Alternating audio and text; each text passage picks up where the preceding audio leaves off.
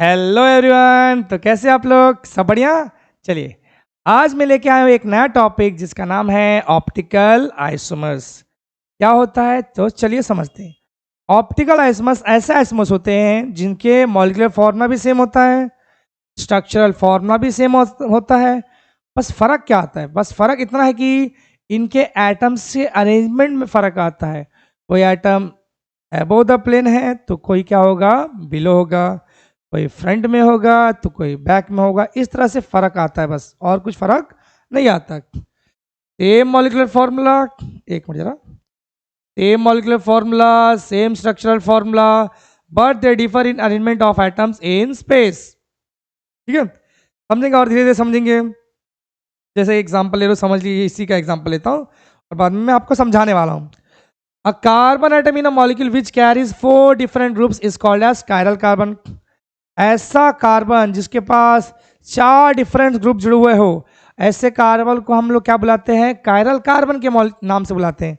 और उस मॉलिक्यूल को क्या बोल दिया जाता है, कायरल मॉलिक्यूल।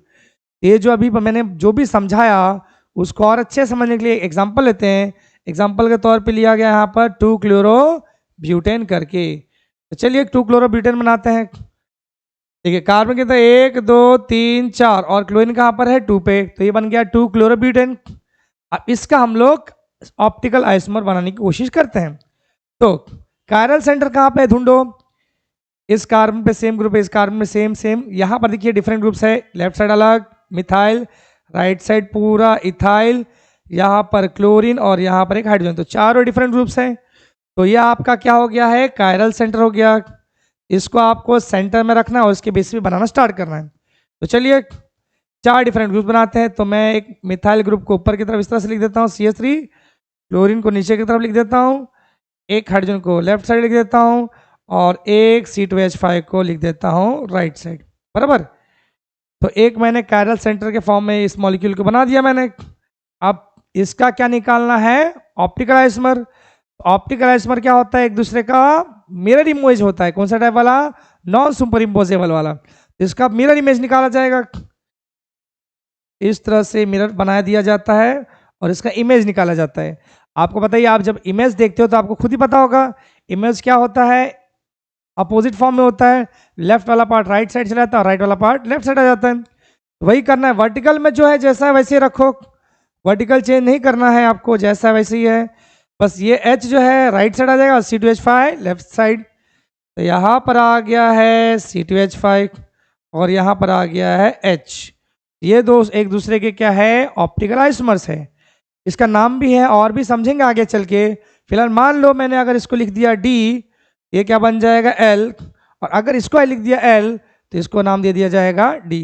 ठीक है, अब ये D और L क्या है वो समझेंगे आगे चल के। जस्ट फिलहाल इतना समझो कि ये अगर D रहा तो ये L होगा, और ये अगर L रहा तो ये D हो जाएगा। ठीक है, चलिए और आगे बढ़ते हैं और समझते इसको और अच्छे से। Chiral molecule and its mirror image is non super imposable. ये देखो, एक कायरल मॉलिक्यूल जो था ये हो गया आपका एक कायरल मॉलिक्यूल, और इसी का हम लोग क्या निकाले, मिरर इमेज।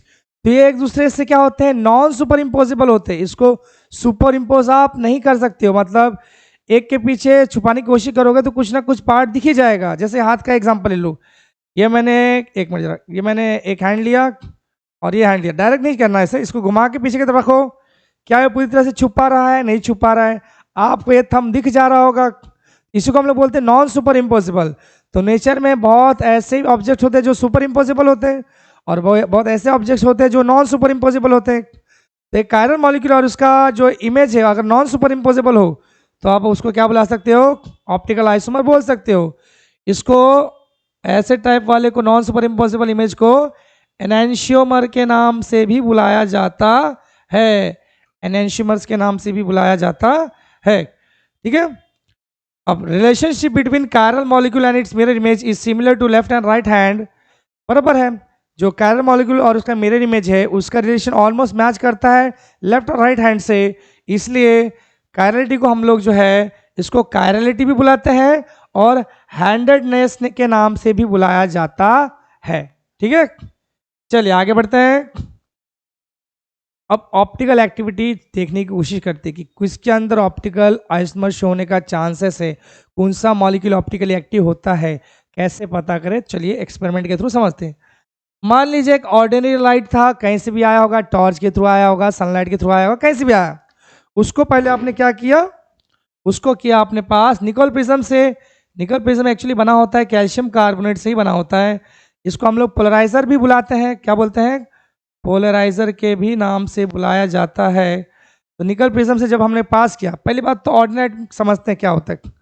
ऐसा लाइट जिसका ऑसिलेशन, जिसके अंदर जो ऑसिलेशन होता है बराबर सारे डायरेक्शन में होता है, ठीक है, उसको जब हम लोग प्लेन पोलराइज लाइट से पास करवा सॉरी उसको जब हम लोग निकल प्रिज्म से पास करवाते हैं तो निकल प्रिज्म क्या करता है, सारे लाइट का वाइब्रेशन जो है एक डायरेक्शन में कर देता है। सारे लाइट का वाइब्रेशन एक डायरेक्शन में, या तो एक्स एक्सिस या तो वाई एक्सिस या तो जेड एक्सिस, लेकिन एक ही डायरेक्शन में कर देगा। जैसे देखिए यहाँ पर सारा वाइब्रेशन एक डायरेक्शन में कर दिया गया है। तो ऐसे जब लाइट निकलेगा निकल प्रिज्म से तो ऐसे लाइट को हम बुलाते हैं प्लेन पोलराइज लाइट करके बुलाया जाता है, शॉर्ट में PPL के नाम से बुलाया जाता है। अब ये इंपॉर्टेंट है, प्लेन पोलराइज जैसे ही मिला आपको, इसको हम लोग जिसके भी सॉल्यूशन से पास करेंगे, अब वो डिसाइड करेगा कि वो ऑप्टिकली एक्टिव है कि ऑप्टिकली इनएक्टिव। तो देखिए अब ये जो प्लेन पोलराइज लाइट मिला, इसको हम लोग किसी के भी सॉल्यूशन से पास कर देंगे। मान लो हो सकता है ग्लूकोज हो सकता है, लैक्टिक एसिड हो सकता है, शुक्रोज, कुछ भी हो सकता है, उसमें से पास करेंगे और आपको 3 रिजल्ट्स मिलने वाले हैं। अगर पास करने के बाद जो लाइट जो निकला वो बिना डिफ्लेक्ट हुए निकला, मतलब जैसा था वैसा ही निकल गया, तो हम बोल सकते हैं कि जो हमारा जो सॉल्यूशन है जो लिया हमने बराबर, जिसका भी सॉल्यूशन लिया जिस भी कंपाउंड का, वो कंपाउंड क्या है, ऑप्टिकली इनएक्टिव है। और अगर थोड़ा भी डिफ्लेक्ट हो गया राइट साइड या फिर लेफ्ट साइड, क्लॉकवाइज या तो एंटी क्लॉकवाइज, तो हम बोल सकते हैं कि ऑप्टिकली क्या है, वो एक्टिव है, बराबर ऑप्टिकली एक्टिव है।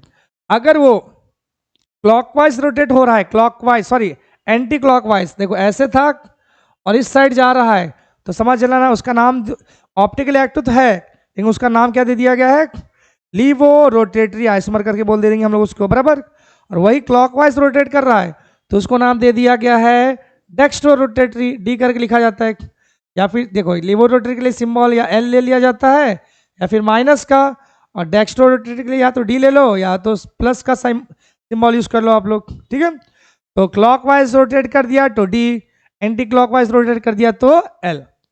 अगर रोटेट हो ही गया तो क्या हो गया, वो ऑप्टिकली एक्टिव, और रोटेट अगर नहीं हो पा रहा तो ऑप्टिकली इनएक्टिव। यही सारी बातें यहाँ पर लिखा गया है, तो पढ़ लेते थोड़ा सा।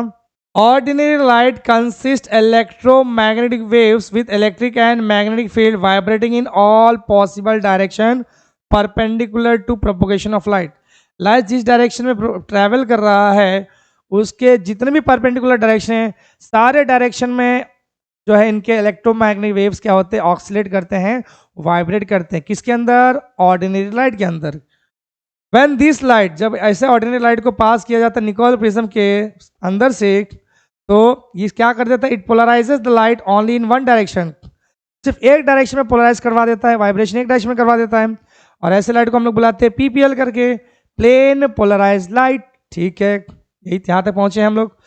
When aqueous solution of certain substance like glucose, lactic acid, जब किसी का भी aqueous solution जैसे ग्लूकोज हो गया या फिर लैक्टिक एसिड हो गया, उसको पास किया जाता है विथ प्लेन पोलराइज लाइट, उसमें जब हम लोग PPL पास करते हैं, प्लेन पोलराइज लाइट पास करते हैं, तो अगर उसका प्लेन पोलराइज लाइट का डायरेक्शन चेंज हो गया तो आप बोल सकते हो ऐसा कंपाउंड क्या है, ऑप्टिकली एक्टिव है। और ऑप्टिकली एक्टिव कंपाउंड क्या करते हैं, it rotates the plane of plane polarise light, plane polarise light का प्लेन रोटेट करवा देता है, डिफ्लेक्ट करवा देता है, ठीक है। Next, a property of substance which rotate the plane of flame light is called as optical activity। ऐसा सब्सटेंस का खासियत जो कि प्लेन पोलराइज लाइट का प्लेन ही चेंज कर देता है, डायरेक्शन ही चेंज कर देता है उसका, ऐसे प्रॉपर्टी को हम लोग क्या बुलाते हैं, ऑप्टिकल एक्टिविटी बुलाते हैं। और ऐसे कंपाउंड को हम लोग बुलाते हैं ऑप्टिकली एक्टिव कंपाउंड, जो प्लेन पोलराइज लाइट का डायरेक्शन चेंज कर दे उनको क्या बोलते हैं, optically active compound. A substance that rotate the plane towards right side उसको बुलाते हैं डेक्स्ट्रोरोटेटरी। अगर राइट साइड रोटेट करवा रहा है तो क्या होगा, डेक्स्ट्रोरोटेटरी। और अगर लेफ्ट साइड करवा रहा है तो क्या बुलाएंगे उसको, लीवो रोटेटरी करके, बराबर।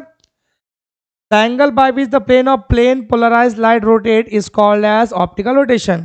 कितने एंगल से रोटेट हुआ उसको क्या नाम दे दिया गया है, optical rotation. The light which oscillates only in one direction perpendicular to propagation of light is called as PPL. तो पता ही हमको सिर्फ एक डायरेक्शन में सारे इलेक्ट्रोमैग्नेटिक वेव वाइब्रेट करना स्टार्ट करते हैं तो हम उसको क्या बुला लेते हैं, प्लेन पोलराइज लाइट। ठीक है, अब देखो एनएंशियोमर वहां पर देखे थे, वापस उसके बारे में और डिटेल में देखते हैं हम लोग। यहाँ पर देखिए एनएंशियोमर जो कि एक टाइप का ऑप्टिकल आइसोमर ही है। एनएंशियोमर और optical isomer which are non super impossible mirror image of each other.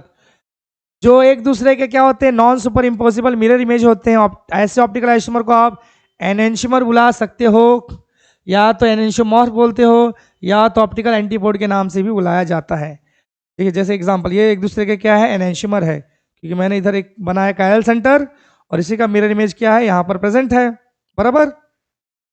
अगर ये डी माना तो ये क्या होने वाला है, एल होने वाला है। ठीक है, देखिए अब आगे। Enantiomer have same physical properties like melting point, boiling point etcetera.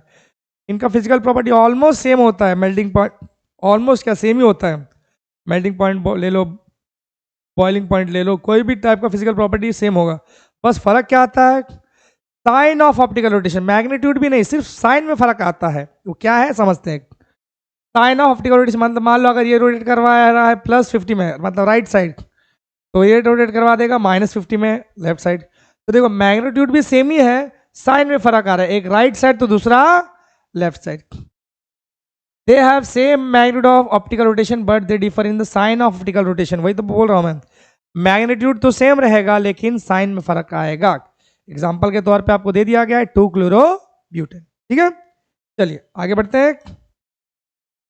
आखिरी टॉपिक है, शायद देख लेता हूं। तो आज का आखिरी टॉपिक है रेसमिक मिक्सचर।